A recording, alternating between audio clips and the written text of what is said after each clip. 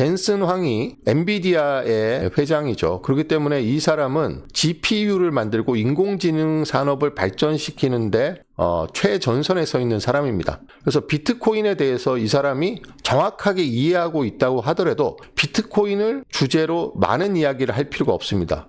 젠슨 황이 비트코인 이야기하는 게 젠슨 황이 하고 있는 여러 가지 사업이나 프로젝트에 도움이 안 되기 때문에 괜히 긁어부스럼 만들지 않기 위해서 젠슨 황은 비트코인에 대한 이야기를 굳이 할 필요가 없는데도 불구하고 비트코인에 대해서 이야기를 한 거죠.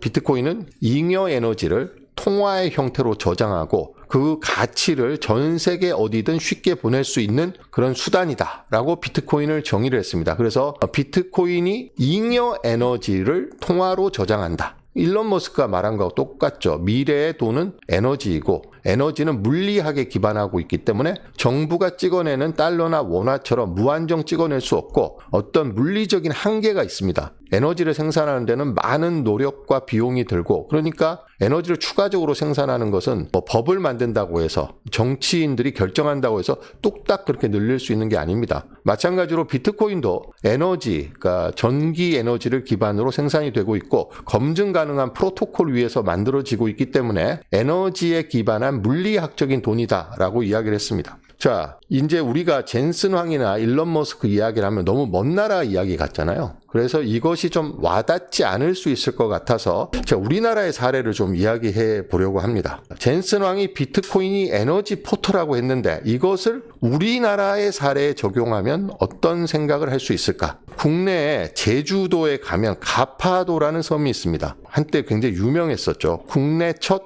에너지 자립섬의 꿈을 안고 가파도 프로젝트가 시작됐는데 이 기사는 가파도의 꿈은 이루어질까? 이 기사는 2016년 7월 12일에 쓰여진 기사입니다. 그러니까 지금으로부터 10년 전에 쓰여진 기사인데 가파도는 우리나라가 2011년에 시범지역으로 에너지 자립, 탄소 제로, 스마트 그리드 시범지역으로 삼아서 여기다가 실험을 진행했던 곳입니다. 그래서 보시는 것처럼 풍력 발전기 2대와 여기 이제 가구가 한 100가구 정도 되는데 가구의 지붕마다 태양광 패널을 설치를 해서 이 풍력과 태양광으로만 전력을 생산해서 화석연료, 디젤 이런 것을 떼서 발전하지 않는 친환경 에너지 섬으로 만들겠다라는 야심찬 목표를 갖고 시작을 했는데 이때 당시 시작할 당시에는 자립도가 42% 절반의 성공 이런 이야기를 했습니다만 지금은 실패로 끝난 것으로 확인이 됐습니다. 가파도의 꿈은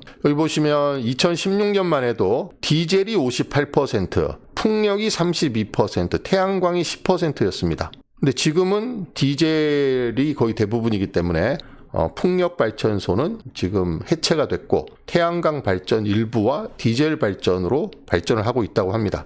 자, 이렇게 집집마다 태양광 패널을 설치했는데 그리고 여기 보면 가파도에는 전기 자동차가 이렇게 돌아다녔습니다. 친환경 에너지로만 경제 활동이 이루어지는 삶이 영위되는 섬이다. 이런 컨셉을 갖고 만들었던 곳인데 그런데 2017년 1년 뒤에 가보니까 주력 발전은 여전히 디젤 엔진이었습니다. 친환경 명품섬이라는 말과는 달리 디젤 엔진이 요란하게 돌아가고 매연을 내뿜으면서 전력을 생산하고 있었습니다. 그러니까 친환경이라는 이름 자체가 무색하게 돼버렸죠. 2025년 7월 21일, 그러니까 작년에 쓰여진 기사입니다. 그러니까 가파도가 에너지 자립섬으로 선택이 된 건 2011년이고 좀 전에 본 기사는 2016년 에너지 자립도가 42%, 친환경 에너지 비중이. 그런데 지금은 에너지 자립의 꿈이 완전히 좌절이 됐습니다. 왜 그러냐? 분석을 해봤더니 송전망과 ESS가 부족했기 때문이다. 원인은 송전망이 부족하고 ESS가 부족했기 때문이다. 왜 실패했을까? 여기 보시면 이 부분을 좀 주목해서 보시면 좋을 것 같습니다. 에너지 저장 문제가 있었습니다. 햇볕이 많이 비치는 날은 태양광 발전량이 섬 전체의 전력 수요를 감당할 수 있었지만 비 오는 날은 섬 전체의 전력 수의 10%도 안 됐다. 그러면 비가 오는 날이 며칠 이어지면 당연히 디젤 엔진을 돌려서 전기를 생산할 수밖에 없었겠죠. 발생 전력을 비축해둘 에너지 저장 장치가 있다면 사정이 훨씬 나아졌을 텐데 ESS 한 세트 사는데 2억 원, 3억 원 이렇게 들기 때문에 ESS를 충분히 설치하지 못했다. 그러니까 전력이나 풍력이 생산되는 전기가 잉여될 때 잉여 전력을 어떻게 할 방법을 찾지 못했다는 거죠. 그러니까 전력이 생산돼서 그 자리에서 다 쓰지 않으면 그 전기는 그냥 버려지는 전력이었습니다. 그리고 지금 풍력 발전기 같은 경우에는 발전기는 인도산, 배터리는 일본산, 다른 부품은 중국산. 저가에 싸게 하려다 보니까 다 따로 놀고, 그러니까 고장이 잘 나고 수리하는데 굉장히 시간이 많이 들었다는 이야기입니다. 그래서 만약에 여기 지금 풍력 발전 경우에도 보면 여기 제주 지역의 전력 출력 차단 횟수라고 있습니다. 이 전력 출력 차단 횟수는 2018년에 15회, 2023년에 181회, 그리고 2024년 83회였습니다.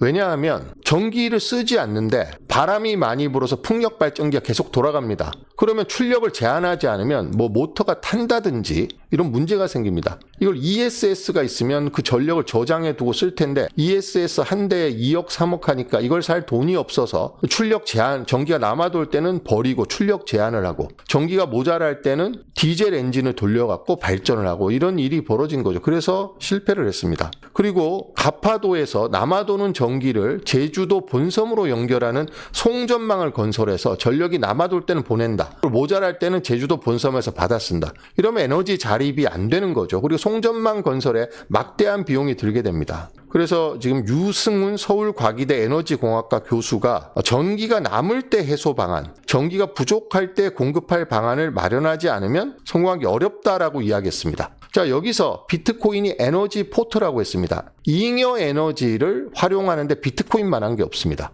그래서 가파도에 풍력 발전기가 2개가 아니라 한 10개쯤 설치해 놓고 전력을 생산을 합니다. 그러면 그 100가구가 쓸만한 전력을 쓰고 잉여 전기가 많이 발생할 때는 비트코인을 채굴 하면 됩니다. 비트코인은 전력 간헐성을 허용하기 때문에 전력이 끊겨도 상관이 없습니다. 데이터 센터처럼 전력이 안정적으로 공급되지 않아도 비트코인 채굴에는 지장이 없습니다. 그래서 만약 가파도에서 비트코인 채굴을 했다면 비트코인을 2016년부터 채굴을 했다고 쳐보세요. 2016년에 비트코인 가격이 하나에 100만 원도 안 했습니다. 채굴 난이도가 낮았습니다. 지금은 비트코인 한 개 가격이 1억 4천만 원이죠. 그래서 그 비트코인을 채굴했다가 그걸로 부품을 사면 됩니다. 비트코인을 팔아서 ESS를 사서 설치를 하면 전력이 남아돌 때는 비트코인 채굴하고 남는 전기를 ESS에 저장해 놓고 바람이 불지 않거나 비가 와서 태양광 발전을 할 수 없는 환경이 되면 ESS에 있는 전기를 꺼내서 쓰면 됩니다. 그런데 오로지 예산에만 의존을 해서 ESS를 더 사주세요. 풍력 발전기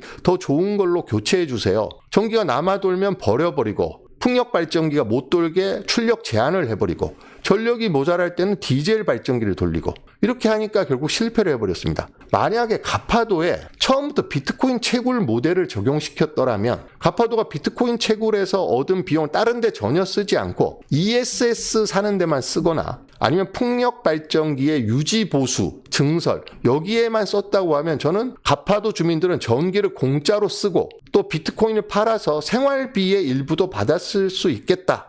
라는 생각이 들었습니다. 이게 바로 비트코인이 에너지 포터로서의 갖고 있는 무궁무진한 가능성입니다. 그래서 왜 전기를 남아도는 전기를 어떻게 활용할 것인가? 그리고 전기가 모자랄 때는 어떻게 할 것인가? 이게 핵심인데 모든 게 비트코인의 답이 있습니다. 잠비아의 젠감이나 수력발전소가 바로 비트코인의 모델을 그대로 적용을 해서 수력발전소 직원들 인건비도 주고 수력발전소 설비 유지 보수도 하고 지역 주민들에게 전기료도 깎아주고 그러니까 전력 수요가 더 확대됩니다. 사람들이 전기료가 비싸서 못 쓰다가 전기료가 떨어지니까 사람들이 전기를 더 많이 쓰니까 밤에 불 켜고 공부도 할 수 있고 여러 가지 공장도 돌릴 수 있고 이렇게 주민들의 삶이 개선되고 경제적 수준이 올라가게 됩니다. 전력 수요가 늘어나고 그러면 수력발전소를 더 지으면 됩니다. 이런 식으로 해서 비트코인이 환경을 파괴하는 게 아니라 이런 친환경 에너지 모델을 성공시킬 수 있는데 여러 가지 난관과 걸림돌과 해결해야 될 문제가 있는데 제가 보기에는 이 비트코인이 들어가면 다 해결이 되는 문제입니다.